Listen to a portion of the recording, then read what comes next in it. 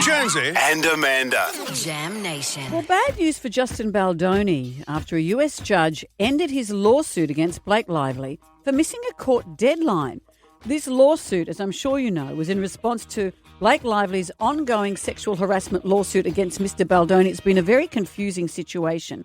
Let's get the latest from our fountain of knowledge, New York-based broadcaster Cooper Lawrence. Cooper, hi. Hi, fountain of knowledge. I love it. I'm going to put that on if I ever get a business card, I'm going to put it on there. Well, it's better than being a font. That's true.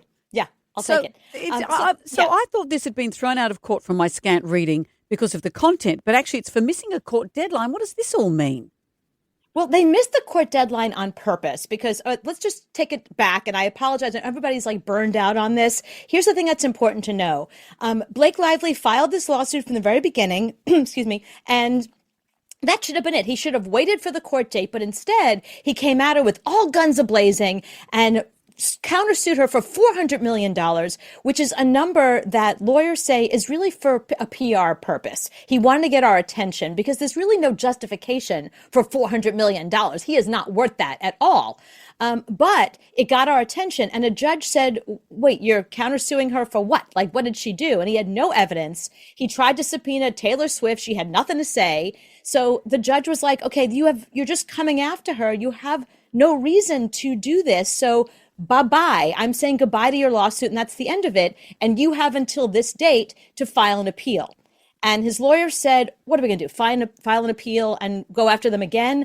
Let's take all our resources and all of that money and wait until March 2026, which is what we should have done from the very beginning. That's when the lawsuit is going to be, and fight her in court. And that's what they're going to do now. Oh, so this is going to go on and on and on. Whoa. Well, hopefully not on and on. Hopefully just on. So it'll be one court case, March 2026. She'll have her say in court. He'll have his say. He'll say he's innocent.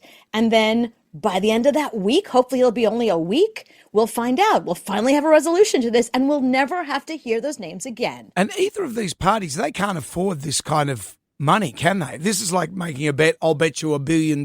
Is that pretty much it? Right.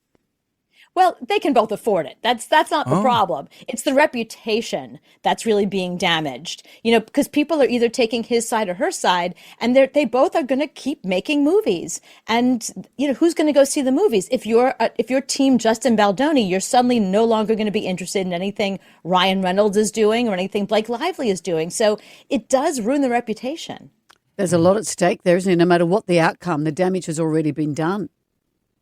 Yeah, pretty much. And the fact that people felt the need to take sides. But, you know, remember, Justin Baldoni sued everybody, the New York Times, the publicist.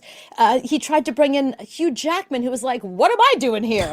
So the whole thing has been just such a big boondoggle. So, but it's a way for us to say, you know what was the original case here? Because people don't remember that this is all about sexual harassment. And fun fact, I was on the set of It Ends With Us because I was doing stand-in work. And I got home that day and I thought it was very odd.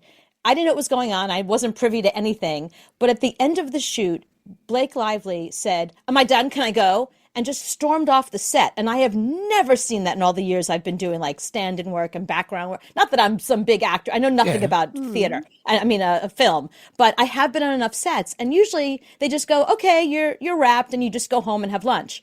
It was a very hostile leaving. She left in a very hostile way. And I remember thinking, that's odd. And then sure enough, about a month later, all of this came down, and now here we are, a year later. You are our mole on the scene. Being called a mole in Australia is a different thing. No, it's a good thing.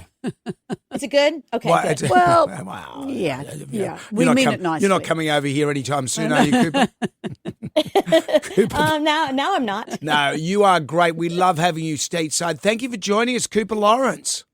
Thanks for having me. Thank you. We'll catch up with you next time.